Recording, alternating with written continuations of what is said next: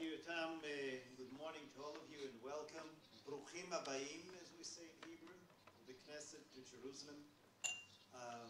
It's wonderful to see some familiar faces, some new faces. This is also a good opportunity for me to thank those of you who were very instrumental in organizing either my visit to different parliaments or visits of different Knesset delegations, parliamentary friendship groups.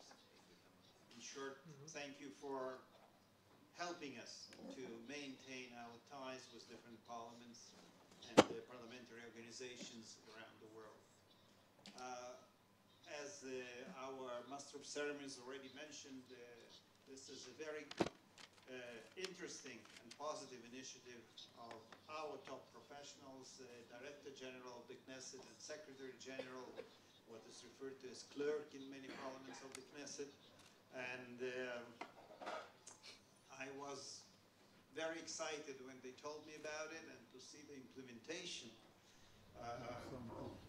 Wonderful number of, I think, 28 heads of parliamentary administration being here with us. And we are happy about one consolation, because one of Ardena's colleague canceled last week because she was promoted to become a minister in the government. So we are happy about one consolation. I think that one thing is quite obvious, that we as elected officials always see ourselves as the representatives of the people, the voice actually of our citizens, but one thing is very clear. I always say it on different occasions to the employees here in this house, we can't do our job without professionals who are not just helpful in terms of running the parliament, but in many cases when parliamentarians come and go. I think that last term we had 1/3 of new members of parliament. This term we added nearly the same number. So I think that the collective memory and the collective experience that many of you are holding in different parliaments is no less important than your day-to-day organizational and administrative help that you give to the speakers and to elected officials in your parliaments. I also very much believe in ties between parliaments, parliamentary diplomacy. I think that once again, not every minister in the government likes it when I say that loud and clear, but governments come and go. In my political career, I was already part of the government and part of the coalition and then a part of the opposition, and things change. And you know, when relations between the countries are built just on the ties between governments, a small change can cause a shift and a switch in the nature of the relation. But one thing is very interesting. All our friendship groups with parliaments are built on non-partisan basis. And just last week we were hosting here the chairperson, the speaker of the Parliament of Serbia, and she was even kind of surprised by the number of parliamentarians coming from both coalition and opposition to greet her, to discuss ties with her. The friendship group itself was headed by the member of the coalition, but many of the opposition members joined in, and for us it's a natural procedure. And I think that for me it's not just symbolic in terms that there are issues that unite us here in the Knesset, that's obvious, but it's also symbolic in terms of building the platform for the relations between nations on parliamentary basis, on parliamentary diplomacy. And I think it's something that is very important to us, and once again, without professional assistance, it just can't be done. So we are looking today to share the best experience we have in the Knesset around different projects that we are running as the parliament. And I think I will say one thing without jumping forward and kind of stealing the floor from my colleagues that will address different issues. But I think that you will find some kind of guiding lines that unite all these projects. Knesset, as every parliament around the world, likes very much to legislate for the others. What citizens should do, what governments should do, what private companies should do, in all different fields. And for a change, what we are trying of late is also to serve a kind of personal example. If we legislate for the others to be green and to save energy and to save paper and to be ecologically aware, then first of all the parliament should do the same thing. So we stopped the well-known procedure of tons of papers being delivered to all the members of parliament and in the end of the day being thrown into the waste basket in many cases without, between you and me, without even being read. So I think that last week we had the budget submitted to the Knesset by the government in a very simple form, in a form of a discount key, without boxes of paper and so on and so forth, to say nothing about energy saving. I touched upon one project, but all the projects that will be presented to you, I think, bear the same basis of not just legislating for the others, but also serving an example. I will say a couple of words, though this is not the theme of the seminar, obviously, but I will share with you some of the general challenges we are facing now as a country, and once again, trying to come to a certain conclusion around these issues. It's not a secret. These are mostly the news coming to international press from Israel, that the situation on our borders is pretty tense these days, both in the north of the country, where our old and new neighbors are doing all kinds of things that are endangering not just our security, but the stability of the region. To mention just a few, well, the situation in Syria with all the fighting, terrible, basically terrible bloodbath going on there for years, is, except for the terrible things it's doing to citizens in Syria, to the population of Syria, it's also definitely endangering our borders. There were several cases when different forces were trying to forcefully pull Israel into the internal conflict. Thank God, IDF and the government didn't play that game, didn't go into the field. We are protecting our borders, and it's not always easy. As I said, except for old and familiar neighbors, we now have new neighbors there. And the last thing that we had, the despicable behavior of the Iranians with this drone that was launched from Syria into the Israeli territory with certain purposes, very well-defined purposes and goals I won't address right now, but it was not a mistake, let me assure you, and it was not an accident, it was not just a trial. What will the Israelis do if we do a thing like that? There was a well-defined goal to launching that drone. Definitely our Air Force took care of it, and we are now acting on the international arena, as you probably noticed, in order to make sure that at least there will be awareness of the world community that the Iranians are here not to help anyone in Syria and not to bring better life to this region. They have certain purposes, and their purposes are very much opposed to our desire here to find some stability, coexistence, and, God willing, peace in the end. They're acting as Iranians right now. They're acting via their proxies like Hezbollah from Lebanon. And one thing is worth mentioning. We are not talking right now about dealing with terror organizations or regular terrorism. We are unfortunately very well used to it. We are now talking about Hezbollah basically in military terms, including cyber and including intelligence, in military terms stronger than many countries.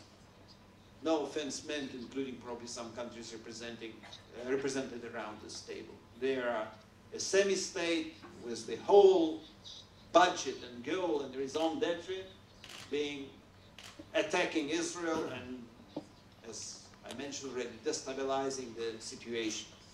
In the south, we are dealing definitely with Hamas, a different bunch of people, and a dangerous terror organization. Once again, not a classical terror group. There are groups like that. The Islamic Jihad, acting from Gaza, are a well-known terror organization with all the patterns of a terror organization. Hamas is, once again, a semi-state. They have the power, they are governing the Gaza Strip after we withdraw from there, and at the same time, definitely involved in all military activities, including tunnels, including all kinds of commando units that they are trying to train right now, and to say nothing about missiles. And this presents us with another challenge, because we don't want the Palestinians in Gaza to suffer. We don't want to reach the stage of humanitarian crisis. And here you have these daily dilemmas. It's not a theoretical discussion. On one hand, when I'm asked, when visiting some of the parliaments around the world, say, are people in Gaza suffering? I say absolutely yes. People in Gaza are suffering. It would be stupid and not honest to deny that fact. What can we do about it? Israel is sending humanitarian aid and all kinds of supplies there. Is it enough? No, it's not enough. So what's the problem? The problem is that when we are talking about shortage in Gaza, I can't really say there is shortage of medicine. Because if there is budget to build tunnels that costs hundreds of millions of dollars, I'm not exaggerating. We are not talking about Count Monte Cristo digging a tunnel with a spade. We are talking about tunnels where in many cases a car can go through a tunnel. So if there are tunnels and there are thousands of missiles and other modern ammunition and well-trained commando units, including kind of now SEALs that they have as the units, you can't really talk about shortage.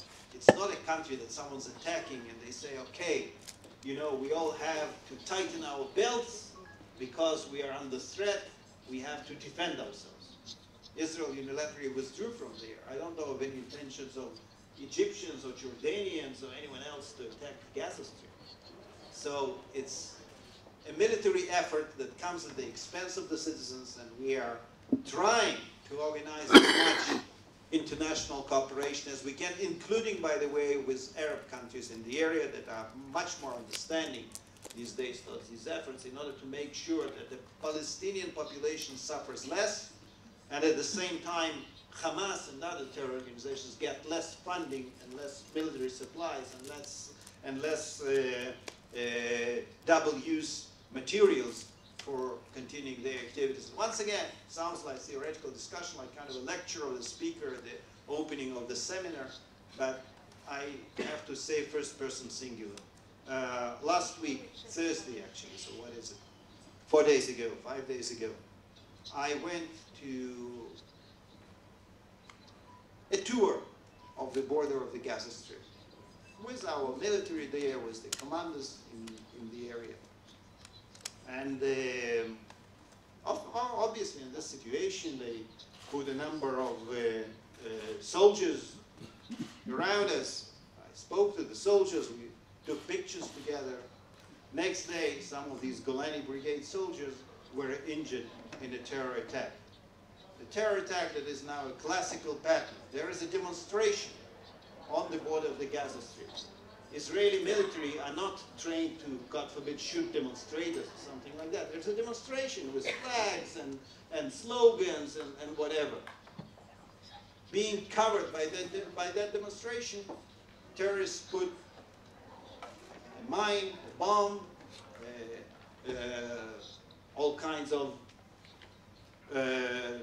military or militant equipment in order to then hurt the Israeli soldiers. That's exactly what happened. Thursday, it was absolutely quiet. I was touring the area, got all the explanations. We went to one of the tunnels, already obviously discovered by IDF. And next day, Friday morning, big demonstration. Several hours later, the soldiers are being hurt by terrorists who detonated this bomb. So it's our daily life in this area, and And I promise to come to a conclusion and not just to leave you with this general political / military analysis of what's going on in our area. So I will say one thing. You will see a lot of things in the Knesset here. And in many cases, when heads of parliaments come here, or when I have the pleasure of meeting presidents, prime ministers, foreign ministers of different countries here, they all express their admiration, and I'm very happy and proud about it, with Israeli achievements in the fields that are well known to you: technology, high-tech, agriculture, you name it. And sometimes they ask me, what is the secret of this success? You know, we can give all kinds of mystical explanations to that, and to explain how strong and wonderful we are in all these areas. But I think there is one secret, or one rule, that we have to pay attention to. The reality I'm describing and the tension I'm describing has been part of our existence for the very 70 years Yotam, our master of ceremonies, was talking about, since the very creation of the State of Israel, and probably even before that. From the very first moment when Ben-Gurion, the first Israeli prime minister, declared the State of Israel, there were chances, and it really happened, that next day there will be a mass attack on Israel and the war. No one those days knew what the results of that war would be. And still, he made the declaration, and we've been living that for 70 years. Two things never happened in this country. One relates directly to this building. We have, and Yardena, one of the guides, can show you during the seminar, we have the minutes of the very first meeting of something that was even not called the Knesset. It was the People's Temporary Council. At the very first meeting, there was already opposition shouting at the majority, expressing their discontent with the fact that the coalition, or that there were even not those terms, is taking power without being given the mandate by the people, and so on and so forth. Never ever in the history of this country there was that idea that when times are challenging, we need a strong leader to take us through it, and all this democracy and opposition and all this parliamentary nonsense will come later when we become, you know, a normal, strong country like all these Europeans. They don't have anything to worry about, and that's why they have all this democracy. Never happened in Israel. From the very first day, through the wars, yes, during the war, everyone rallies around the flag for a week, 10 days, and then, again, the strong parliamentary discussion reappears and starts going on. So we never, ever left the path of democracy through all the challenging times. And the second thing is more general. I think it deals exactly with the things you will see here in the Knesset. It's so easy also to say that because of the conflict and because of the tension and because we are surrounded by enemies, we'll postpone all the other things for later. We first and foremost have to invest in our defense. Only the army, only the intelligence, only the military activities. Never happened. When there are budget discussions in the Knesset, everyone understands that there are dilemmas, and the IDF, the Israeli Defense Forces, come, and they do come with a lot of demands. But at the same time, the education ministry comes with demands, and higher education, and the medical system, and social welfare, the Ministry of Social Affairs and Welfare, and there are lots of other issues, and there's always this balance. And I think that this idea that we never postpone the development of technology, agriculture, science, humanitarian sciences for later. We were all the time aware that yes, there are military needs, yes, there are certain problems with our neighbors, but at the same time we have to build a modern country, a modern society, developed in all the fields, otherwise there is no reason really to run this only Jewish state in the world called the State of Israel.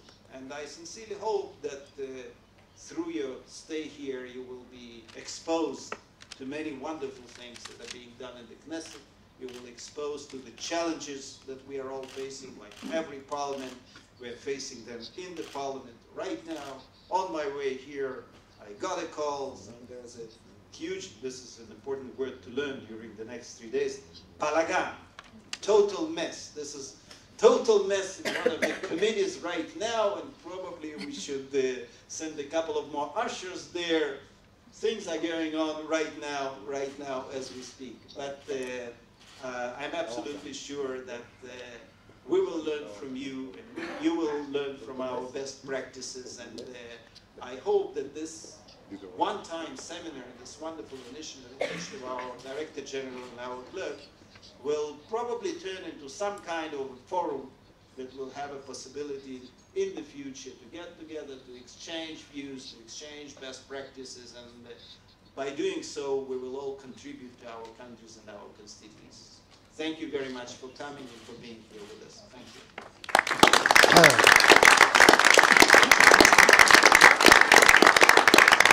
And thank you, Mr. Speaker of the Knesset, Yuli Edelstein. Ladies and gentlemen, to follow Speaker Edelstein opening,